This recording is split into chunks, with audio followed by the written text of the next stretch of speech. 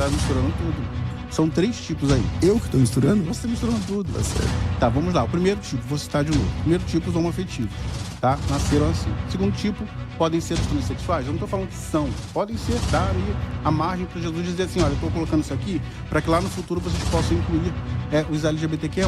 O terceiro tipo são os eunucos que fizeram assim pelo reino de Deus. Pastor Marcos, prazer poder recebê-lo hoje. É um prazer estar aqui com vocês, pastor Bispo G e pastor César. Uma alegria a gente poder estar compartilhando da palavra de Deus. Porque a teologia inclusiva, ela é a palavra de Deus também, faz parte de uma introdução a acolher vidas, né? Acolher pessoas. Perfeito. E temos, mais uma vez, aqui com a gente, né? Ele, aliás, a pessoa essencial, o pastor César Cavalcante, que é pastor da Igreja Genuína e é o reitor da Faculdade Bethesda e âncora no programa Crescendo na Fé, debates e soltando o verbo na Rede Gospel FM. Muito boa tarde, prazer estarmos juntos. Bispo G, prazer. Primeira vez que a gente troca de lugar aqui. Óbvio que é muito mais desconfortável participar como debatedor, mas que Deus nos dê graça. Pastor Marcos, boa tarde, prazer, Deus abençoe. E que esse nosso bate-papo seja, de alguma forma, usado para a glória do nome do Senhor Jesus. Perfeito. Então, a pergunta já foi lançada. O que a Bíblia fala sobre teologia inclusiva? Então, acho que vamos já dar oportunidade, pastor Marcos Gladson, se puder já falar o que a Bíblia fala sobre teologia inclusiva. Então, é importante a gente falar algo já de início. Quando eu falo de teologia inclusiva, a gente fala de teologia inclusiva, a gente não quer afrontar a palavra de Deus. Eu creio que a Bíblia foi inspirada pelo Espírito Santo, eu creio que o seu autor é Deus, mas nós temos que ter a coragem de enfrentar alguns temas e entender que a Bíblia ela foi inspirada e não psicografada pelo Espírito Santo. Então, nas traduções, acabam sim havendo algumas tendências que acabaram excluindo algum grupo, né, durante a sua história. Nós vimos isso com os negros nos Estados Unidos, nós vimos com as mulheres em determinados tempos, quando as mulheres eram excluídas dos altares de ministrar, e a bola da vez acabou ficando com a comunidade LGBTQIA+. Então, o que a Bíblia fala de teologia inclusiva, o que a gente tem que entender é que a gente precisa, acima de qualquer coisa, ter a coragem de falar do amor de Deus a todas as pessoas e crer num Deus que não faz acepção de pessoas. Perfeito. Bom, eu acho que esse é um ponto fundamental. Acho que todas as igrejas pregam e ministram isso, né? Em termos de a gente não fazer qualquer tipo de segregação em relação às pessoas, né? Mas aí no caso, aqui talvez o que a gente possa entender, no caso da inclusão, seria o que a Bíblia fala, né? O que ela coloca assim para que possamos falar que há um favorecimento, que existe realmente. Existe na Bíblia algum tipo de favorecimento para que, vamos dizer assim, a comunidade, vou chamar de comunidade, porque é um monte de termos, né? Possa hoje ver ou ter uma igreja, ou exercer um chamado e assim por diante, pastor César Cavalcante? Bom, pegar aqui com permissão um pedacinho da fala do pastor. De fato, alguns segmentos da sociedade já sofreram com algum tipo de segregação. No caso, eu acho que ele fez menção à igreja americana, por exemplo, quando fala dos negros, aqui no Brasil mesmo também. Mas acho que o nosso campo de trabalho tem que ser a Bíblia e não a experiência, né? A experiência das pessoas que falam da Bíblia. Na Bíblia não existe esse tipo de segregação de pessoas para se aproximarem de Deus. Em Gálatas, o apóstolo é claro em dizer que em Deus, que na fé, não tem homem nem mulher, escravo nem livre, judeu ou grego e tal. E quando Paulo se posiciona dessa forma, ele é um avanço gigantesco, inclusive, para a cultura greco-romana da época, né? Agora, Deus faz acepção de pessoas para receber essas pessoas na fé? Não, todas as pessoas são bem-vindas, vindas de qualquer tipo de experiência, de qualquer tipo de pecado, de qualquer tipo de tendência, de qualquer tipo de comportamento, de qualquer tipo de situação a graça de Deus, a Bíblia diz que se manifestou salvadora, trazendo salvação, oferecendo a salvação a todos os homens. No second time dessa experiência com Deus, vem o princípio bíblico da santificação, onde algumas práticas, biblicamente falando, são proibidas e eu não vejo aí que há um tipo de acepção por parte de Deus, mas o caráter da graça também é pedagógico, é educativo e a Bíblia é clara, né, a respeito de alguns tipos de comportamentos e a homoafetividade. E me perdoa se eu falar algum termo que lhe machuca, porque eu realmente não sei exatamente como me comporto, mas não é por maldade. Hoje em dia a gente fica meio preocupado, eu não sei, a gente nunca sabe o que expressa, né? De vez em quando muda os tipos de terminologias, então e aí você fica à vontade para me corrigir e falar, não usa esse termo, usa tal, e para mim tá tudo bem. É isso.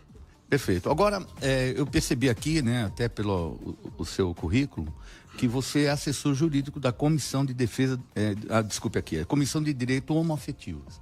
Eu acho que assim, uma grande polêmica que tem é o fato de alguém que exerça, né, ou tenha, ou viva a condição homoafetiva, de ministrar, de ser um pastor, de estar à frente, né? No caso aqui, você defende, você é também um pastor. O que a Bíblia dá de respaldo para que possa exercer um ministério, no caso de uma pessoa que tem essa união homoafetiva, ou seja, assim, né, dessa maneira? Uhum. Então, pastor César, você pode se referir de qualquer forma, não é? É lógico que a gente está num debate para a gente poder estar aprendendo também.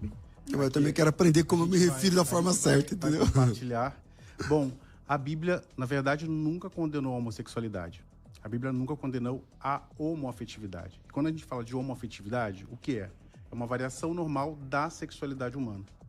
Ou seja, uma pessoa, ela vive, ela tem algo que não nasceu, que não foi adquirido, não é um comportamento dela, mas, segundo as neurociências, a professora Suzana Herculano, inclusive, afirmou em um conteúdo dela, em um dos textos científicos dela, que a homoafetividade, ela é gerada no útero, ela é formada no útero para as neurociências, e dali a pessoa já nasce com aquilo. E quando nós falamos de o que seria pecado, Deus condena assim, condena o abuso sexual, condena o sexo depravado, sexo libertino entre pessoas, seja qual for, heterossexual ou homoafetiva, mas o que nós dizemos é que um relacionamento de amor e fidelidade entre duas pessoas do mesmo sexo, vivendo uma história de amor, isso não é pecado.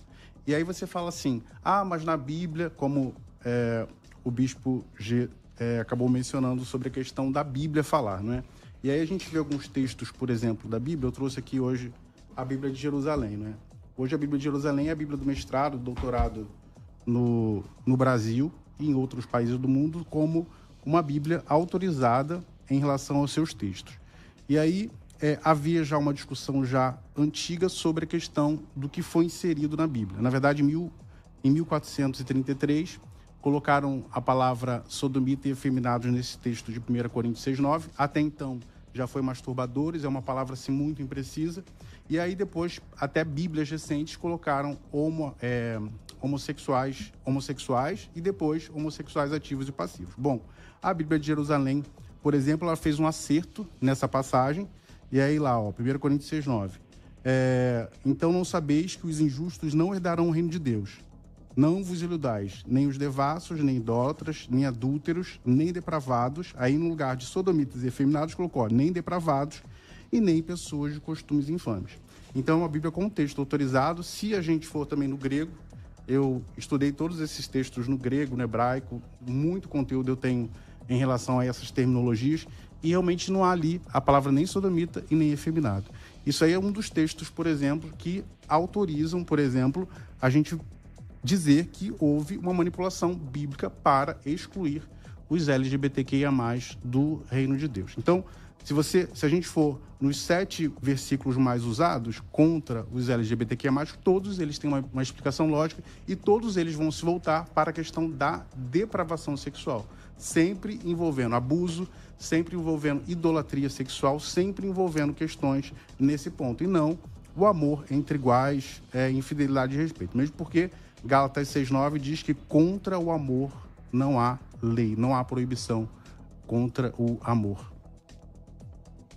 E o que você acha, então, Sr. César Cavalcante, dessa afirmação de que não há restrição nenhuma na Bíblia em relação até os termos serem mudados, sodomita ou não? Como... Eu já conhecia esse argumento, né, de que esses termos eles não são antigos, né, mas parece que são bastante antigos, na verdade. Alguns documentos da igreja, por exemplo, onde o Flávio Joséfo, por exemplo, vai usar termos assim. Mas, voltando, no começo da fala do pastor Marcos, a questão, eu falei agora há pouco, eu posso cometer alguns deslizes nos termos, mas eu queria começar pelo termo, né? Homoafetividade. A raiz das palavras são muito importantes, na minha opinião. Até porque, se a gente vai fazer, por exemplo, exegese, e vamos nos debruçar, por exemplo, sobre os textos originais, e parece que o senhor tem capacitação técnica para isso é muito interessante, então esse bate-papo aqui promete. Vamos pegar essa palavra, por exemplo, homoafetividade, que significa o afeto entre duas pessoas iguais. Essa palavra, recentemente, num passado não muito longe, mudou o sentido para a questão sexual. Homoafetividade, ou seja, o afeto entre duas pessoas do mesmo sexo, é inclusive bíblico. A gente tem que amar os nossos irmãos, isso é afeto. A gente tem que... Eu amo meu pai, eu amo meu filho, eu amo meus amigos, eu manifesto afeto, carinho a pessoas que têm a mesma identificação sexual, preferência sexual do que eu. Só que o que a Bíblia condena não é essa afetividade, não é sentir afeto por alguém que tem a mesma, como eu disse aqui agora, preferência sexual. A Bíblia diz em Levítico que quando um homem se deita com outro homem, como se esse outro homem fosse uma mulher, então isso se torna uma abominação. Então, o que é o complicador de toda essa questão é o ato sexual em si, entende? Então, a Bíblia é um documento religioso e nessa fé, na revelação bíblica, em Levítico, por exemplo, ou seja, essa história não vem, a gente vai entrar lá nos termos do Novo Testamento e tal, mas é que a moral judaico-cristã começa nas páginas do Antigo Testamento e depois, o senhor sabe, depois vem para as páginas do Novo Testamento. Então, o que a Bíblia condena não é afeto entre os... Isso, aliás, a Bíblia estimula, né? Precisamos amar e tal, tudo mais, independente da situação, ajudar, estender a mão e ter afeto, ter respeito e tudo mais, ok. Então essa palavra homoafetividade não combina muito no sentido semântico aqui, porque o que a Bíblia condena, ser homoafetivo, ok, eu também sou, porque eu amo e tenho afeto por pessoas da mesma preferência sexual que eu, mas a questão é o ato sexual, conforme o texto que eu apresentei de Levítico, quando o homem se deita com o outro como se fosse mulher. Isso aí a Bíblia condena, peremptoriamente.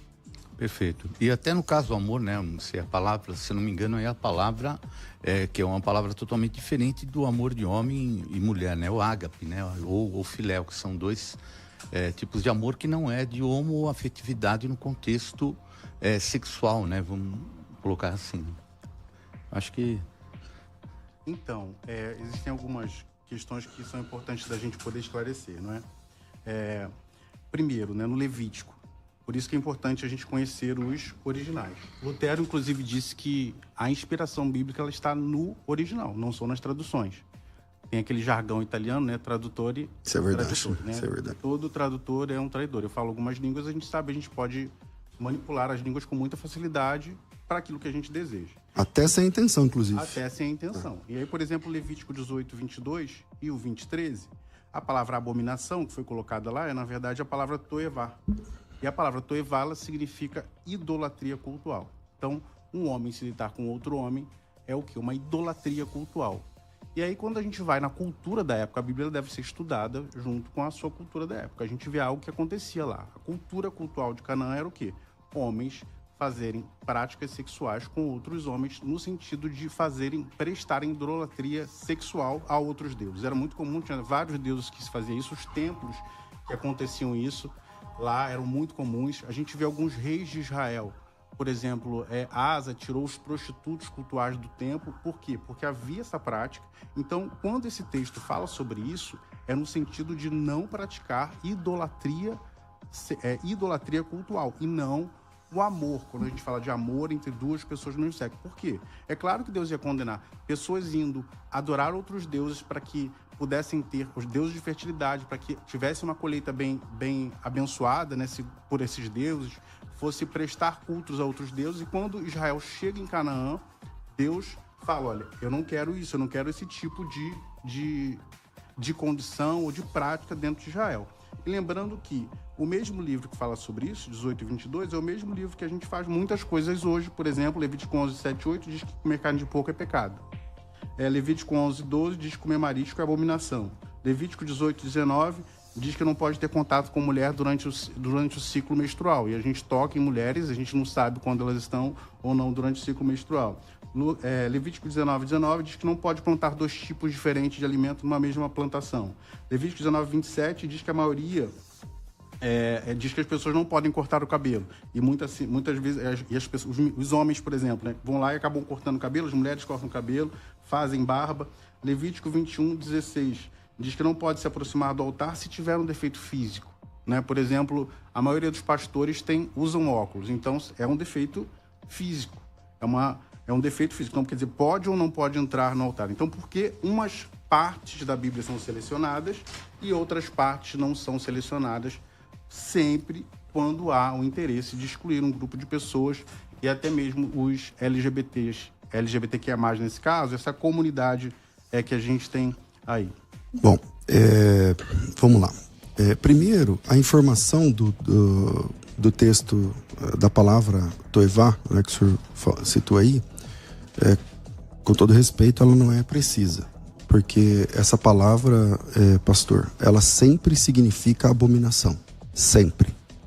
Em nenhum momento, a menos que dependa de algum tipo de contexto, mas a palavra em si, todas as vezes que ela é empregada no texto original, no hebraico bíblico, ela sempre significa abominação. Ela não tem nenhum tipo, ela não está presa a nenhum tipo de ritual litúrgico, religioso ou coisa que o valha.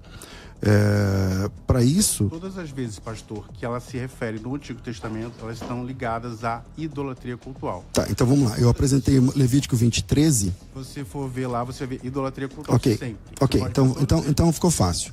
Eu apresentei Levítico capítulo 20, versículo 13.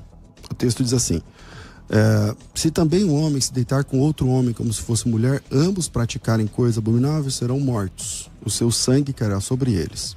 Ok, aonde está a idolatria aqui? Então, você tem que ir no texto original, no Toevá. Vamos lá. Se você botar qual é a passagem, eu posso até pegar aqui. De novo. Se você pegar um texto no hebraico, aí você tem que fazer uma referência de todos os textos. Se eu soubesse, eu tinha até trazido aqui. Você faz uma referência de todas as vezes que a palavra Toevá aparece no Antigo Testamento. Todas as vezes ela aparece no sentido de idolatria cultural, significando idolatria cultural. Tá bom, então vamos lá. Eu vou ler o texto em hebraico. O senhor lê hebraico? Um pouquinho. Nesses textos eu consigo. Então, mas o senhor é alfabetizado em hebraico bíblico? Eu fiz hebraico bíblico e grego bíblico. Então vamos lá comigo. Veish, ou seja... Oi? Deixa eu ver se tem aqui na Bíblia de Jerusalém, nessa parte, porque também ela tem uns bons comentários, mas vai falando aí. Bom, Veish... Eu queria que você acompanhasse aí. Você está com a Bíblia em português, pastor. Então, é porque ela tem os comentários, aí ela pode nos ajudar a tá pegando. É porque eu não tô com a Bíblia aqui em hebraico. Qual é a passagem? Só para eu... Então, é que assim, ó, eu posso ler em hebraico sem problema algum, mas é que o texto é só a palavra toivá. aqui, mas eu posso ler aqui a palavra. É que eu vou ler ela em hebraico, o senhor está com a Bíblia em português aí, vamos lá. Veish, Asher, Ishkar, Ishkav, Et, Zahar, Mishkevei, Isha. Ou seja, se um homem, Ish, se deitar com outro homem, outro Ish, como se fosse Isha, como se fosse uma mulher, Toevá, Assu, ou seja, cometeu uma, aí a Bíblia verte como abominação. Bom, eu tô lendo aqui o texto conforme o Moisés escreveu. Não. Ok. O que eu tô dizendo é que quando eu citei esse texto a primeira vez, o senhor disse assim: toda vez essa palavra ela quer dizer algum tipo de moralidade é verdade, só que relativo a algum culto pagão ou coisa do tipo. Aí eu disse, ok, então apresenta esse culto pagão nesse texto, nessa perícope do texto. Porque se tiver, aí ok, aí você tá certinho. Só que se não tiver, aí desmorona o argumento. Lá, então, né? Eu gosto de provar aquilo que eu falo, né? Levítico 18, 22, e aí você vê aqui, ó. É porque você lê inglês também? Leio. Posso até printar para poder. Aqui é Bible Hub. Tá aqui, ó. Eu citei Levítico 20:13, tá? Só pra gente, o nosso assunto é Levítico 20:13, mas vamos lá. Levítico 18, 22 e 20:13, as duas palavras são toevá. Então, se for se referindo a uma, outra também é a mesma coisa. Correto? Não tá correto, pastor. Porque o senhor disse assim, que quando o texto, quando a palavra aparece, ela tá cercada ela tá cercada de alguma questão cultural. Eu disse assim, me mostra aqui em Levítico 20:13. Vou mostrar aqui. Aqui tem todas as referências dela. Bom, Levítico 20:13, tá. Pode ir. Aqui, ó. Nome feminino, abominação. Tá? Aqui, ó, qual o texto que o senhor está lendo? 18, 22. Não, pode ler à vontade, eu acompanho aqui. Aqui, ó. Censo, aqui, ó. Ritual. Aí vamos lá, ó. Às vezes que aparecem a mesma passagem como ritual, tá? De idolatria. Êxodo 18, 22, Gênesis 46, 34, Gênesis 43, T2, Salmo 89, 9, Deus e outras pessoas, se referindo a Deus. Deuteronômio 14, 13, Jeremias. Então, se o senhor não se importa, pastor, se o senhor não se importa, ver, por exemplo, repete para mim os textos. Aqui são muitos. Então, não tem problema, repete, eu anoto, sem problema. Vamos lá. É porque assim, a gente vai ficar chovendo no molhado. Você vai querer dizer. Então, pastor, é que eu tô te pedindo uma coisa que o senhor não está dando. Então precisa ficar claro. Precisa ficar claro assim, ó. Eu trouxe um argumento que o senhor não está respondendo. Tá tudo bem, mas citar um monte de textos sem responder a questão colocada na mesa então, não é argumento. O que eu estou citando? Os textos que essa mesma palavra, toevá, aparecem como ritual. Então, vamos ler o primeiro texto, qual que é? Gênesis 43, 32. Gênesis 43, 32, vamos ler. Tá. Vamos lá, Gênesis 43, 32, vamos lá. Não, troquei. Gênesis 46, 34. Então, 46, 34. Êxodo 8, 22. Êxodo 8, 22. Gênesis, eu falei 46? Gênesis? 46, 34. 43, 32. Salmo, Gênesis também, 43, 43. Salmo 89, 9. Salmo 89, 9. Vamos lá. Então vamos lá. Gênesis 46, 34. O texto diz... Posso só pedir, claro. Porque já está na hora de fazer um intervalo. Nós vamos a um intervalo, enquanto você já vai se posicionando, ele também. Ficou na seguinte dúvida, né? Foi colocado o termo abominação em vários locais que foram encontrados, no original no hebraico, como se fosse alguma coisa ligada a cultos, né? Ligados cultos pagãos, cultos pagãos. Ele citou aqui alguns versículos, eu falei, então vamos lá, e quando eu comecei a procurar aqui já deu a hora, mas vamos lá. Vamos lá. O primeiro texto que ele citou é Gênesis 46, 34. Então vamos lá descobrir se lá está referindo a algum culto pagão. Diz assim, 33, 34, perfeito contexto. Quando o faraó vos chamar e disser, qual é o vosso trabalho? Respondereis, teus servos foram homens de gado, desde a mocidade até agora. Tanto nós quanto nossos pais, para que habiteis na terra de Gósen. Porque todo pastor de rebanho é abominação para os egípcios. Não tem nenhum tipo de relação aqui, pastor. Ele está falando que os pastores, porque a experiência dos filhos de Jacó era pecuarista. Então, quando eles fossem diante de Faraó, ser pastor para eles não era bem visto. Não tem absolutamente nenhum tipo, no primeiro texto que o senhor cita, né, que é Gênesis 46. Eu estou fazendo referência por mim mesmo, que eu peguei foi a Bible Hub, e é onde ela cita, não estou falando eu estou da minha cabeça afirmando isso. Então a Bible Hub está errada. Não está errada, porque se você ver bem, era uma questão do contexto teológico. Então vamos lá, a Bible Hub, o assunto que o senhor pegou não está certo, porque os textos que o senhor está citando, o senhor citou vários textos.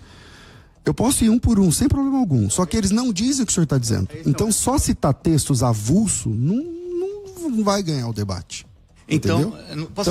A questão é a seguinte. A palavra abominação que eu citei no primeiro texto de Levítico 20:13 permanece. É abominação diante dos olhos do Senhor quando um homem se deita com o outro, como se fosse mulher. E lá, naquela perícope, que é a palavra técnica, já que o senhor é da área técnica, biblicamente... Naquela perícope, não existe absolutamente nenhum tipo de relação com o culto pagão. Então, exatamente. Aqui fica a sua posição nesse sentido. Né? Agora, todos os teólogos de Oxford, teólogos e biblistas que afirmam isso, são contra essa posição. É que eles não estão nesse debate. Então, para derrubar essa tese, é só o senhor apresentar o paganismo dentro desse texto. Então, é fácil para o senhor. Então, qual que é? Simplesmente eles afirmam isso nas suas traduções, e aqui também, se você vê, Levítico, por exemplo, ele é um código de santidade. Representa o código sacrificial do segundo templo. Ou seja, códigos de rituais da época nômade, onde os sacerdotes levíticos precisavam viver de acordo com as leis de Deus. E o que acontecia em Canaã? A prática sexual, a gente até estava falando um pouquinho agora, há pouco, sobre Deuteronômio 28, e aí a gente viu lá a prostituição cultural... 23, não é? Falando da prostituição cultural, que acaba na questão da promiscuidade. E, enfim, a gente vai ficar falando, o senhor vai dizer que não é, mas para os teólogos da teologia inclusiva e vários outros também da linha aí é óbvio, né, pastor? Você é do teólogo da teologia inclusiva, tá certo. A linha conservadora também, porque a Oxford Bible também cita isso lá, porque eu não estou com ela aqui, não dava para eu trazer todo o material aqui, mas acaba citando. O que eu acho também, eu queria até fazer também uma propaganda do meu curso de Teologia Inclusiva, está lá no meu canal Marcos Gladstone, é só clicar lá Teologia Inclusiva, e aí ele vai ajudar bastante nessas referências, porque lá eu tenho essas referências, eu cito cada livro teológico foi falado, não vou mencionando. E então assim, só para o senhor só para a gente se situar. Então, pastor, mas assim, eu estou respondendo o texto que o senhor citou. Eu não posso. Então vamos lá, o senhor citou vários textos. Eu parei no primeiro. O senhor citou o primeiro. Eu posso fazer isso com o segundo, com o terceiro, com o quarto. Mas vamos lá. Em Gênesis capítulo 46, verso 34. Não, então só lê o texto. Então tá bom. Então tá bom, mas velho, eu vou dizer que não. Como eu tô dizendo, vai chover uma olhada. Então vamos lá. Então eu vou ler o texto novamente, porque assim. Você tá usando uma roupa que tem algodão e poliéster. O texto diz assim. Você faz barba, você come hambúrguer. Tá bom. O texto diz assim, ó. O texto que o senhor citou diz assim, ó. Teus servos foram homens de gado desde a mocidade até agora, tanto nós como nossos pais, para que habiteis na terra de Gósen, porque todo pastor, a palavra todo aqui é kol, em hebraico. Kol. Todo pastor de rebanho é abominação para os egípcios. O que ele está dizendo aqui? Eu não estou... Veja... Você acabou de responder, isso é idolatria cultural. Aonde, pastor? Por que não é idolatria cultural? Eles eram uma abominação, porque para os egípcios era uma abominação a prática de cuidar de rebanho. Então vamos você vê que você mesmo se contradisse no próprio texto que você está lendo. Aí está dizendo que não é, você está afirmando, dizendo que é, porque você quer acreditar assim. Então vamos lá. O texto, então é assim, ó, o senhor está enganado. Colocar o que você quer. Então, o senhor está enganado porque o texto ali colocado de Gênesis 46. É abominação sexual aquilo? Não. É abominação o texto colocado pelo senhor. Então é só ler o texto. Eu li o texto 3 vezes. Cultural porque os egípcios vinham como pecado, entre aspas, fazer esse tipo de cuidado ou cuidar de rebanhos e essas coisas. Então, pastor, os pagãos são os próprios. Cabelo porque tinha as os pagãos são os próprios egípcios, certo? Os idólatras são os próprios egípcios, certo? Os egípcios, que já eram idólatras e pagãos, eles entendiam como abominação o serviço de ser pastor. Mas a palavra se refere à abominação cultural para os egípcios. Então vamos lá. Não é uma abominação cultural só para os hebreus. Então vamos lá. Voltando, o primeiro texto que o senhor cita não sustenta a leitura não da sustenta, própria pastor, palavra. Não quer. Não então, sustenta, você acabou de ler aí. Então é simples, me mostra a idolatria cultural em Gênesis 46, 34. Tá com o senhor a palavra, eu não vou falar nada. Abre em Gênesis 46, 34 e mostra a idolatria cultural entre os pastores de Israel. O senhor acabou de ler, e o senhor já viu. Não, então, me mostra. Então, você acabou de ler. Aquele tipo de idolatria, uma abominação, que é abominação sexual ou abominação cultural? É uma abominação cultural. Para eles era errado essa prática, para eles era como se fosse um pecado fazer esse tipo de questão. E, quer dizer, se não fosse cultural, era liberado? São questões religiosas. O ponto de vista religioso deles era porque era pecado fazer esse tipo de cuidar igual. Em Israel tinha algumas questões sobre a questão de alimentos, de porcos, essas coisas, e no Egito também havia da mesma forma. A questão é a seguinte, essa teologia, bispo, ela apresenta vários textos que cada um deles sendo analisado não se sustentam. Cada um deles não se sustenta. É bem claro. Entende? E aí é só a pessoa é alfabetizada. 1 Coríntios 6:9, o que não se sustenta? Bom, vamos lá pro texto. Só podem terminar esse texto? Eu posso entrar em qualquer texto que o senhor falar. 1 Coríntios 6:9. Aproveitar no próprio texto, fazer uma pergunta para você. Aqui você fala que o problema é deitar com o homem, no caso de cultual. Agora fala que mulher não deve se deitar com o animal. É cultual ou é uma abominação porque é algo fora de qualquer contexto? Em Canaã haviam várias práticas de idolatria sexual. Dentre elas, como aconteciam esses cultos pagãos. Dentro desses templos, famílias que queriam viver algum tipo de prosperidade, alguma coisa, iam se deitar com os prostitutos cultuais. Havia um bacanal. Ele tinha um cavalo também, um animal? Animais. Não, pessoas, tinham todos conhecendo a história... Haviam todos os tipos de práticas sexuais e de muitas outras coisas, tá? E aí o ponto X, né? Vamos sair dessa situação, tá? E aí vamos voltar para o que é homoafetividade. Homoafetividade não é se deitar com o animal. Homoafetividade não é se deitar com 50 homens. Homoafetividade é viver uma história de amor e fidelidade entre duas pessoas do mesmo sexo, ok? Tá, mas tendo prática sexual? Tendo uma atividade liberada sexual, diante de Deus. Liberada diante de Deus. E a gente vai ver isso em várias outras formas. Vocês até citaram sobre a questão de como os homossexuais estão na Bíblia, tá? Então vamos lá, a gente falar sobre isso também. Espera, só terminar dessa parte que você só mudou de texto. Por que então, se todas essas coisas que eles colocam aqui, ele fala sobre deitar com animal e outras coisas, ele fala assim... porém, vós guardareis os meus estatutos, em nenhuma destas abominações fareis, nem o natural, nem o estrangeiro que peregrina entre vós. E fala também que não se contaminará com essas coisas. Aqui fala deitar com animal, aqui fala inclusive passar o filho pelo fogo com Moloque, todas elas, ele coloca todas, tipo todas. De idolatria. Então eu posso queimar um filho sem ser por um Deus. Isso não era idolatria? Não, mas eu posso queimar um filho sem ser por Deus? Aí a gente vai sair da idolatria, né? Então não pode. Isso era idolatria. Acontecia isso. Eles entregavam filhos em adoração, crianças. Mas se eu não entregar a adoração, eu posso queimar? Claro que não. Então, acho que eu posso falar a mesma coisa. Claro que não também, homem com homem. Claro que não. Não, mas aí depende. Por quê? Porque do que você está se referindo? Você está se referindo a um relacionamento a todas as abominações. Todas são abominações. Mas não é abominação, um relacionamento de amor e infidelidade entre duas pessoas. Por quê? E aí vamos lá, Novo Testamento, Jesus. Jesus, certa vez, teve um encontro com um centurião. O centurião pedia a cura do seu pés. Ok? Pés, você vai em todos os textos, epopeias, no grego... você vai lá e vai ver que se referia a uma questão de alguém que tinha intimidade do mesmo sexo. Havia a questão da sexualidade ou da intimidade entre duas pessoas do mesmo sexo. É o centurião e o servo. É Levítico não, é Lucas.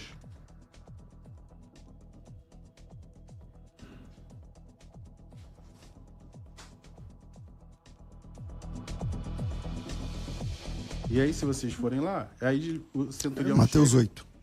o centurião Mateus chega 8, lá, 5. pede a cura e vai lá e acontece. O Senhor Jesus falou assim, olha, vi tamanha fé, nunca vi como a cura do servo do centurião. Lucas 7 e Mateus 8, né? E aí, quando você vai lá no hebraico, vê se você... No hebraico não, no grego, você pode até ler aí, ver se não está escrito pés. No quê? Paz, É pés. Em qual versículo? É Levítico 7. Não, Levítico não, é Lucas. 7. Lucas 7. Lucas 7 ou Mateus 5? É Mateus 8, 5. Mateus 8, 5. Mateus 8, 5. Tendo Jesus entrando em Cafarnaum, apresentou-se ao centurião implorando, Senhor, meu criado... Aí ele está dizendo que essa palavra é criado aqui. Jaz em casa, na cama, paralítico, sofrendo terrivelmente, não sei o que lá. Bom, vamos lá. Pés. O senhor está dizendo que esse aqui é um relacionamento homoafetivo, com base na palavra paz, que você está falando por alguma razão, pés, aí, no texto grego. Pode falar paz, não tem problema não, mas paz, fala usam pés. Na verdade é paz e não pode falar pés, mas tudo bem, vamos lá. Primeira regra elementar da interpretação bíblica, pastor, regra elementar. Você pega aquela palavra e pesquisa em outras oportunidades no mesmo evangelho ou nos outros livros do Novo Testamento, onde essa palavra aparece. Bom, essa palavra, por exemplo, vai aparecer em Mateus capítulo 12, versículo de número 18. E lá está escrito assim, para se cumprir o que foi dito por intermédio do profeta Isaías, eis aqui meu servo a quem escolhi, meu amado a quem a minha alma se comprasse. Você está dizendo que o pai e o filho tinham um relacionamento homoafetivo? Porque é uma referência, a mesma palavra agora usada para Jesus. Então, foram 3 vezes que apareceram. Não são 3 vezes, desculpa. Foram 3 vezes que apareceram essa perícope em formas diferentes. Na primeira, em Lucas, ok, aparece como o servo. Em Mateus aparece filho, ok? Se você for olhar lá. Então são 2 textos que a princípio parecem se falar da mesma situação, mas em 2 textos dele falam sobre o país, né, que vocês preferem. Paz. É como se fosse... tudo bem. E aí você vai lá, mas se você vê nos outros 2, estão lá o paz. Ok, vamos okay? lá. E aí, ok, eu entendi a sua explicação. Agora a questão é, o que é paz? Eu entendi Ele está usando o grego clássico para... vamos lá, eu entendi a explicação dele. A palavra paz, aqui no texto grego, significa um criado, um servo, alguém a serviço. E essa palavra, diferente do que a pesquisa do pastor revela, ela é uma palavra abundante no Novo Testamento. Ela não aparece apenas 1 ou 2 vezes. No próprio livro de Mateus, no capítulo 12, como eu mencionei, ele aparece para Jesus Cristo, em relação ao Pai. Então significa que Jesus, o Filho e o Pai, têm um relacionamento sexual? Ora, meu Deus do céu, é óbvio que não. Essa mesma palavra aparece, por exemplo, em Lucas capítulo 1, versículo 69, que diz assim, nos suscitou plena poderosa salvação na casa de Davi, seu servo. Então Davi também tinha um relacionamento com Deus homoafetivo, entende? Essa mesma palavra aparece, por exemplo, em Lucas 2,43, para o menino Jesus. Essa mesma palavra também aparece em Atos capítulo 3, versículo 13. Não sei se você está usando o de Mateus, você tem que usar o de Lucas, o pés, que eu estou falando no país, ok? É a mesma palavra, eu não tô pastor. Com ela aqui, mas você está dizendo, eu não posso também... você chegar e dizer que é a mesma palavra. Então vamos lá. Qual que é o texto de Lucas? Não, é que assim, a palavra é a mesma, então tudo bem. Lucas é qual? Lucas capítulo 7, versículo o quê? Vamos na palavra país. Não, Lucas 7 o quê? Não sabe, eu vou abrir aqui. Tá bom, eu me viro aqui. Vamos lá. Lucas 7. Aqui, ó.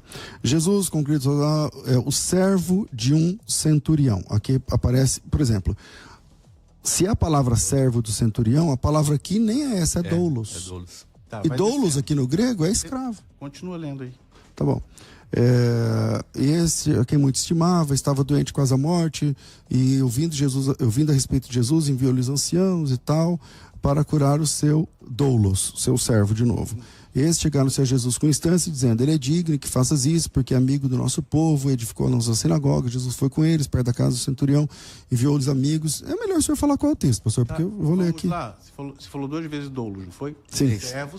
Então a gente está vendo que está um contexto aí, onde aquela pessoa era um servo, correto? Sim. E aí depois, logo abaixo, vem a palavra o quê? Pesca. Em qual versículo? Que tipo de servo? Desce aí, você vai estar vendo. Por isso, eu não dirigi contigo, mas manda a palavra, e o rapaz, aí aparece aqui, paz, ok, aqui, aparece. Então você já fez toda a explicação. Obrigado, então agora só falta o senhor mudar de opinião. Contexto, o quê? Servo, escravo, correto? Sim, servo. Contexto, servo, escravo. Era contexto pai e filho? Não. Era um contexto... De um empregado, exatamente, empregado. Qual tipo de empregado que era? Era um país. Que tipo de país era esse? Um servo-país. Quando o servo era o servo-país, significa o quê? Era um servo de conotação sexual. Isso em todos os escritos helenísticos, escritos, epopeias, histórias gregas. E ok, vamos lá, pastor. Me mostra um. Esse mesmo texto que você Tá bom, então vamos lá. Esse mesmo texto aqui, ó, vou virar pro senhor. Porque, não é uma relação, é uma relação vamos lá. pai e filho. Aqui está aqui o rapaz. Aparece a palavra paz. Eu não sei se o senhor lê grego, tá aqui, ó. Paz, ok. É isso mesmo. Ok. Essa mesma palavra, aqui é as ocorrências. Quantas vezes ela ocorre no Novo Testamento? Essa mesma palavra, ela vai aparecer... Você não está conseguindo fazer interpretação. Deixa eu falar assim. Peraí, o contexto é senhor e servo. Se eu estou lendo o texto grego... Mas você está lendo, mas você não está fazendo a interpretação. Por quê? O contexto é de servo e senhor. Então, o tipo de servo e senhor, quando se aparece essa palavra paz, era o servo de conotação sexual. Ele tinha com que documento o senhor diz isso? Porque a origem da palavra não é. Nesse contexto, o país, quando se trata de servo e senhor, era um escravo sexual. Tá bom, vamos lá. É essa que é a questão. O versículo 4 diz que os fariseus chegaram em Jesus. Os fariseus eram apoiadores desse tipo de situação, na sua opinião? Depende do interesse. O senhor diz que são, então, a favor? Depende do interesse. Os fariseus disseram assim, ó, esse homem é digno e ele nos construiu a sinagoga. Era possível que os fariseus se reunissem numa sinagoga de um homem que tem um empregado, que é um garoto, que lhe faz favores sexuais, meu Deus do céu? Por que não? Então, os fariseus... Isso era muito comum na época. Os romanos viviam... No meio do judaísmo? Os romanos viviam a sexualidade praticada entre duas pessoas do mesmo sexo de uma forma muito normal e natural. Então, para quem está ouvindo... Se você assistir até um filme da época, você vai ver que isso era muito comum, normal. Certo. Para os romanos, a pessoa podia ter um casamento homoafetivo ou um casamento... Certo, mas os filmes não valem para a gente doutrinariamente falando, tá certo, pastor? Nem Hollywood, nem nada disso. A questão é a seguinte, ó, a palavra grega que o senhor está usando, ela em si não diz nada sobre isso. As ocorrências dessa palavra... Não, vamos lá, a palavra lá é servo.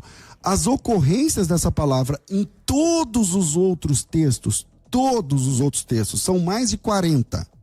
Não diz nenhuma vez absolutamente nada sobre isso. Aí, mais uma vez, o senhor vai se valer dos doutores da teologia inclusiva. Aí tá tudo bem, aí é uma questão de preferência... De interpretação bíblica. Que o senhor não tem. Que o senhor não tem, porque como é que se interpreta o texto? Pega a palavra, qual é o significado? É esse? Não é. Qual a aplicação? Não é também. O PES aí, ou o país aí, é uma interpretação de pai e filho? Não é pai e filho. É um escravo com conotação sexual. Ele era apaixonado. Estamos hoje aqui falando sobre um assunto muito debatido, né? Um assunto não só atual, mas de muita importância. O que a Bíblia fala sobre teologia inclusiva. Então estamos tratando e vendo as bases para isso. Estamos com o pastor Marco Gladstone, defendendo a ideia da homoafetividade na Bíblia, e o pastor César trazendo aí a oposição, trazendo o contexto no original, tanto no grego quanto no hebraico. E paramos então ali nesse momento em Lucas 7. Lucas 7, onde tem o termo pais em grego, e que a forma que é colocado é que em outras literaturas é tido como sexo de ordem sexual, né? Mas aí são eu entendi a colocação do pastor, e é um grande argumento se ele conseguisse provar essa... porque aí, tipo assim, se o centurião tem de fato um relacionamento homoafetivo, amoroso, não sei o que, com aquele servo, e aí Jesus curou o rapaz, é como se Jesus estivesse aprovando e tal, tudo mais. É bem interessante o argumento. Porém, ele não se sustenta à luz da própria palavra. A palavra pais ali, que significa jovem, rapaz, enfim, essa mesma palavra, pastor, com todo respeito, ela é aplicada a Jesus Cristo várias vezes. Por exemplo, em Mateus 2,16, então Herodes, vendo que tinha sido iludido com os magos, irritou-se e mandou matar todos os meninos. A palavra ali é pais. Ele está dizendo que mandou matar todos os servos, como é que o senhor falou aí, escravos sexuais ou parceiros sexuais? Não, são as crianças de 2 anos para baixo, meu Deus do céu, é muito claro no texto. Mateus capítulo 2, versículo 18. Jesus Cristo é apresentado assim, ó: eis aqui meu servo, a quem escolhi, meu amado, a quem a minha alma se... pés? Jesus Cristo. Então, Jesus Cristo, o senhor tá... a ideia é que existe algum tipo de contato sexual entre o pai e o filho? Isso é uma blasfêmia. Eu não acredito que você vai defender isso. Então não dá. Como eu falei, são contextos diferentes. Lá é um contexto servo e escravo. Os escravos, a palavra pés no sentido de servo, de senhor e servo, no sentido de conotação sexual. Eu também queria passar rapidinho, gente. Eu tenho meu livro que é a Bíblia Sem Preconceitos. No site igrejacontemporânea.com.br você pode estar adquirindo. Lá tem todos esses versículos comentados, outras passagens também. A gente falou aqui do centurião, lá tem comentado, mas a gente também tem muitas outras passagens que a gente comenta que dão base para que a homoafetividade seja vivida em sua plenitude. Por exemplo, nós temos o texto dos eunucos, né? Jesus disse que haviam os eunucos, e ele falou dos 3 tipos de eunucos. Ele disse que os eunucos eram acolhidos no sentido de responder sobre divórcio e casamento. E ele fala, olha, ainda existem os eunucos. Verdade. E a gente sabe muito bem que os eunucos, naquela época, muitos deles eram adquiridos também para fins sexuais. E Jesus sabia disso. Muitos imperadores se casaram com eunucos. Nós temos Alexandre o Grande, que teve uma história com um eunuco Bagoas. E Jesus sabia disso. E aí Jesus chega e fala, olha, os eunucos vão ser aceitos, os eunucos vão ter espaço no reino de Deus. Então, são várias outras questões que Deus vai lá e abre um leque. E é lógico que eu nem sei como esse texto ficou na Bíblia, eu acho que podiam até ter tirado dela para poder sustentar que os homoafetivos não seriam aceitos no reino de Deus, mas ficou lá. Bom, mas vamos lá. O contexto que ele falou não é esse, não, viu? Não, vamos lá. É do casamento. Mateus 19 é um assunto, ele diz corretamente sobre o divórcio. Uhum. Quando termina a frase, eu não vou entrar no assunto do divórcio, porque o assunto já está terminando o programa, né? O assunto lá é o divórcio, né? Entre um homem e uma mulher. O verso 10 diz assim: disseram então os discípulos, se essa é a condição do homem relativamente à mulher, não convém casar, ou seja, ficar sem casar. Versículo 11, Jesus, porém, disse, nem todos estão aptos para receber esse conceito, mas apenas aqueles a quem é dado, ou seja, então, tá vendo? A palavra... apenas a quem foi concedido, nem todo mundo ia entender e aceitar isso, né? Isso que ele está falando é ficar sem casar. Porque é só isso. O texto lá é ficar assim sem casar. Do ventre da mãe. Aí no verso 12, Jesus Cristo disse o seguinte, existem eunucos, e aí ele está referindo-se exatamente ao versículo 11, aqueles que ficam sem casar, que são assim de nascença, outros foram feitos eunucos pelos homens, e outros que a si mesmos se fizeram eunucos por causa do reino de Deus. Ou seja, decidiram ficar sozinhos por causa do reino de Deus. Esse é o terceiro tipo de eunuco, né? E aí os 3 estão aqui. Então, terceiro tipo de eunuco. Nós temos 3 tipos de eunuco aí. O primeiro... Nasceu. Os eunucos de nascimento. Do sol, né? No hebraico, nós temos os eunucos do sol. Né? Pastor, o texto do Novo Testamento é grego, não é hebraico. No hebraico nós temos 2 tipos de eunucos. Os eunucos do sol, o Sar e Zamã, Mas a gente está lendo um texto do Novo Testamento agora, pastor grego. E os eunucos feitos pelos homens, o Sarizadã. Isso no hebraico. No grego, Jesus introduz mais uma terminologia, que são aqueles que se fizeram assim por causa do reino de Deus. E aí vamos voltar lá nos Sarizamã, né, que são os eunucos do sol. Eunucos desde que viram o sol, desde que nasceram. Quem seriam esses eunucos? Pastor, me apresenta já que é assim, o texto de Mateus vamos lá. Assim? Aí eu vou falar. É difícil porque assim, ó, o senhor apresenta um texto de outro, não tem nada a ver. Então vamos lá. O senhor está falando de negócio de eunucos que viram para o sol, não sei o que lá. OK. Isso é hebraico. Vamos lá. OK. Cultura hebraica. OK. Você sabe. OK, hebraico, me apresenta o texto. Sarizamã e o Sarizadã. OK, me apresenta o texto. Isso é da cultura hebraica. Sarizamã, se você estudar sobre os eunucos... OK, me apresenta o texto. Qual é o texto, pastor? O versículo não é teologia que o senhor ensina? Então, versículo. Vamos lá, Mateus 19. Temos os 3 tipos de eunucos aí. Então, Mateus 19 não é hebraico, pastor. Mateus 19 é grego. O texto é grego. Mas Jesus está fazendo referência aos 2 tipos de eunucos do Antigo Testamento. OK, de qual texto do Antigo Testamento? Me dá o texto. E aí, assim, me dá o texto, aí você quer que eu vá lá no texto. Você tá com o computador, é fácil jogar no laptop. Não, mas eu te dou o computador sem problema nenhum. Tá aqui. No meu computador, poder fazer isso aí. Tá aí. Pode usar. Então vamos em Mateus 19. Eu só tô com a Bíblia aberta aí no computador. Não, eu vou citar aqui, fica mais fácil. Mateus 19, o eunucos que nasceu assim, tá? Vamos lá. Isso aqui é neurociências, tá? A homoafetividade não é comportamental. Aí vamos ver o que a neurociências diz, né? A preferência sexual é determinada biologicamente, ainda no útero, o que faz da homossexualidade uma variação, já que a maioria das pessoas da população é heterossexual. Ou seja, os eunucos que são assim desde que viram o sol, nasceram já assim, os de nascimento, por que não seriam os homoafetivos que também têm esse mesmo entendimento aqui? Vamos lá, os eunucos castrados, feitos pelos homens, o Sarizadã, que é o outro tipo de eunuco. Sarizadã, feitos pelos homens. Os transexuais, inclusive, podem caber muito bem, se encaixar aqui. Não estou falando que é exatamente a mesma coisa, mas o que Jesus estava lá fazendo referência? Que haveriam, num determinado momento, um espaço onde eles poderiam ser incluídos. Ou seja, nesse texto de Mateus 19, Jesus está abrindo um leque para que a comunidade LGBTQIA+, pudesse ser aceita dentro do contexto da igreja cristã. Tá bom, agora eu entendi seu argumento, pastor. E aí eu quero falar o seguinte, né? Assim, a Bíblia não tem nada, absolutamente nada, que condene a homossexualidade. Okay, não tem agora...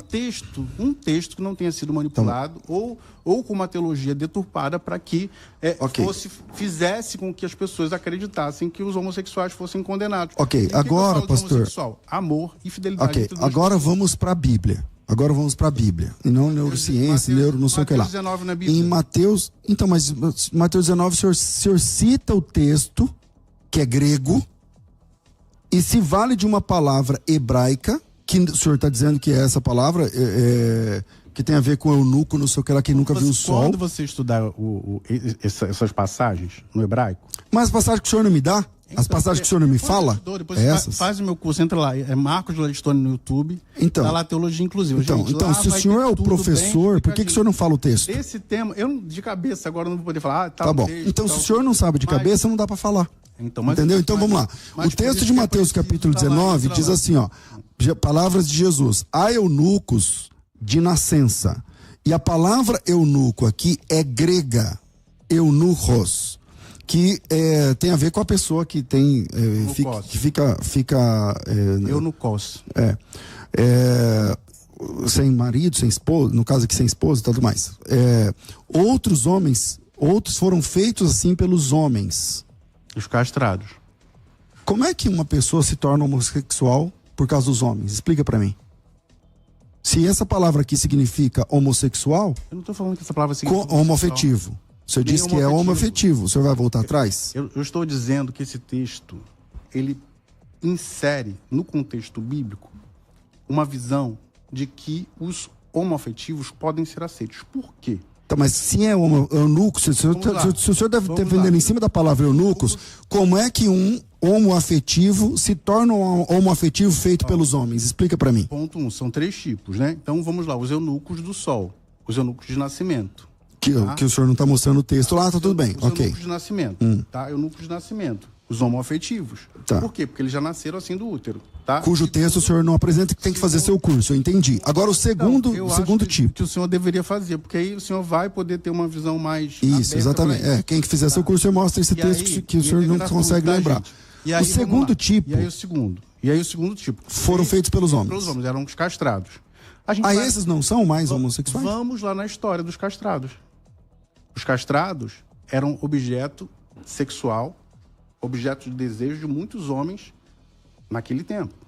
Inclusive, como hoje, muitos transexuais, né, são objeto de desejo por outros homens, e isso acontece. Não que eu esteja validando o sexo promíscuo, como acontecia naquela época. Mas, olha a ótica de Jesus. Vamos hoje, né? Então, o transexual vive uma história de exclusão, de... Pastor, vamos pro texto aqui. Vamos pro texto, porque tá terminando o tempo, e aí vai parecer que o senhor, que o argumento... o senhor não tá tendo argumento. Assim, ó, tem três tipos de eunucos aqui. Eunucos do... Eu falei do segundo. O senhor está dizendo que esse eunuco aqui significa o homoafetivo. Eu estou dizendo, me mostra o texto. Não tem que fazer seu curso. Ok, eu não tenho interesse agora, mas tudo bem. Tá, agora no segundo tipo, o segundo tipo... estudado mesmo, você teria visto, saberia. Isso é rápido. Então, eu não estudei. O senhor pode me apresentar o texto do seu curso? Não tem. O senhor não sabe o texto. Eu tenho aqui, então tá bom. Quer que eu pegue o dicionário bíblico onde a gente tem isso aqui? Por favor. Enquanto o senhor acha aí, vamos lá. O segundo texto, o segundo eunuco, tipo de eunuco, é aqueles que se fizeram eunucos pelos homens. Então quer dizer que um homem pode transformar o outro homem em homoafetivo, meu Deus do céu. Neemias, Daniel. Entendeu? Então o senhor está dizendo que um homem pode fazer o outro virar um homoafetivo? Não estou falando isso.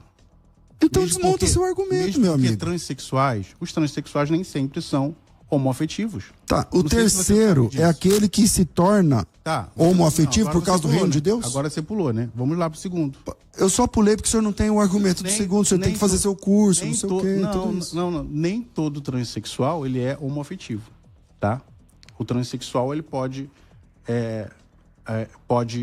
ser, inclusive, ter feito, né, a cirurgia de redesignação e não ser homoafetivo, tá? Isso é uma coisa, outra coisa, tá? Eu nem tô falando de negócio de trans, isso que é o senhor que tá citando aqui no meio. Eu tô citando os transexuais. E o senhor tá dizendo que os eunucos aqui são transexuais, é isso? Os eunucos castrados, eles podem ser tidos como os transexuais, tá?